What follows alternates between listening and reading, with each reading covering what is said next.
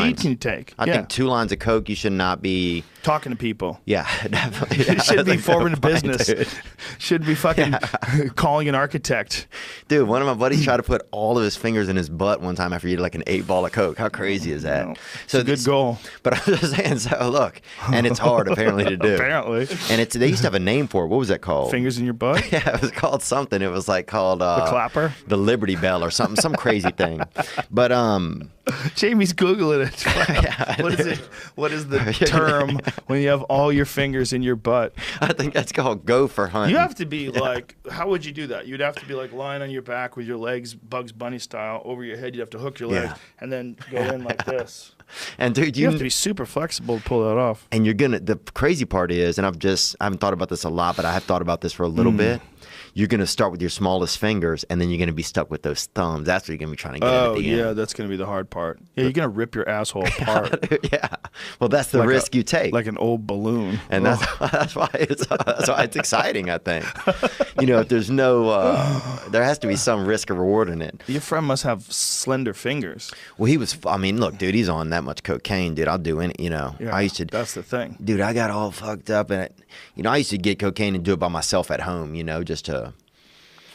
I don't know. I wasn't doing that good. Just to have some feelings. And I remember, dude, I would order vests and shit off the internet. I have like what kind of vests? Oh, all kinds. Like the kinds that we would wear if you lived in Boulder with the down-filled ones? Patagonia type vests? I've done some.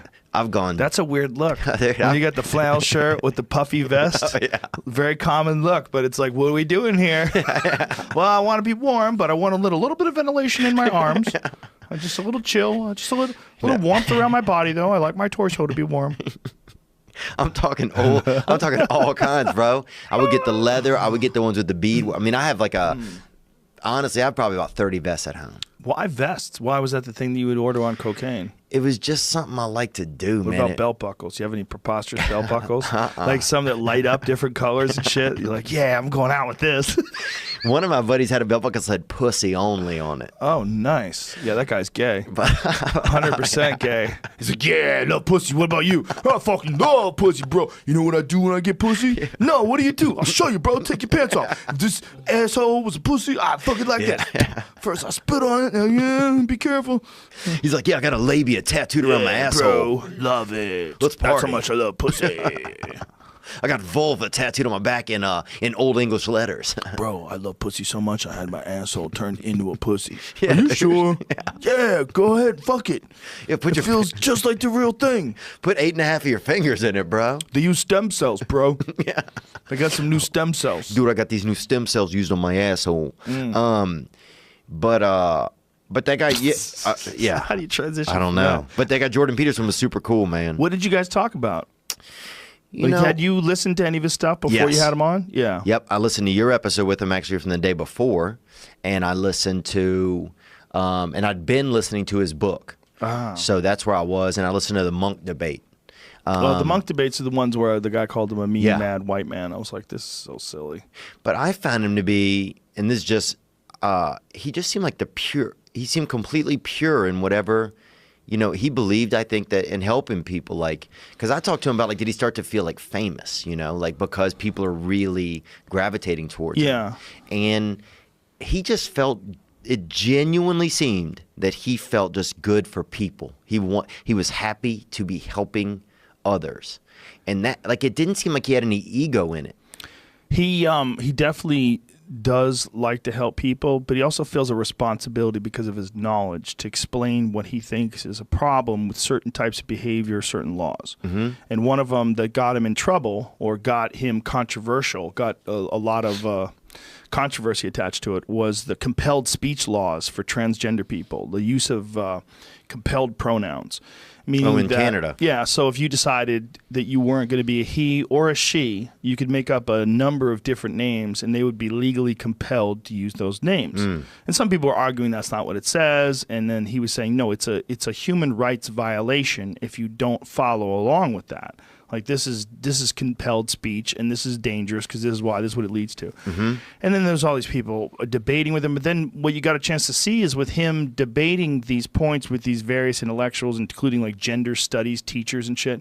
You got to see oh, this this is a crazy idea. Like these people that think that you should have like 78 different gender pronouns, and then it's tantamount to violence to not use someone's preferred pronoun. You're like, oh, you're crazy. Right. Oh, this is a mad person who wants the world to be different. So you want all these new laws attached to whether or not someone calls someone he or she. Yeah. And they're getting some traction with it. Where it's crazy. weird. In New York City, I think it's landlords. And it might be employers. But I'm pretty sure it's landlords. They are compelled to use your preferred pronoun. So if your landlord decides to call you a different thing, like if you say I'm a she now, and he's like, "Fuck you, Theo. I knew you when you were Theo. You're Theo." See what that law is? Compelled gender pronouns law, New York City. But people are like, wait a minute. How many do I have to know? Right. Which ones do I have to agree with? Like, Yeah. you start, because there's a ton of them now. There literally is 78 different gender pronouns. You know what I'm finding? Like, I know they would, for a while it was like people in certain areas, they don't want to build transgender bathrooms. It's like, because there's 9 people in this town. Yeah. And we've seen everybody's dick. Like we don't have any, you can't change all these zoning laws for when there's not even someone present in some of these areas. I think in some bad ways, they're making people not be accepting of transgender people that they may meet at some point, right, by creating all of this rhetoric or whatever it is, this conversation. It's like some people are already fed up and they've never even met someone like this. And so then they're going to have already like contentious views when they do meet someone just because they've heard so much background noise that it's problematic, when it's not. That's certainly possible. It's also possible that people will be scared of the backlash, so they won't use transphobic language anymore. The problem with that is you're not encouraging empathy, you're encouraging fear. You're encouraging fear of not following the standard line of behavior and speech. Yeah. And that's where people have a problem with it. It's like the real way to do it is to promote empathy, to say, like, look, these people, like this guy's born in the wrong body. Yeah. He became a woman. He went through the surgery. Let him use the women's room. Yeah. Like, why not?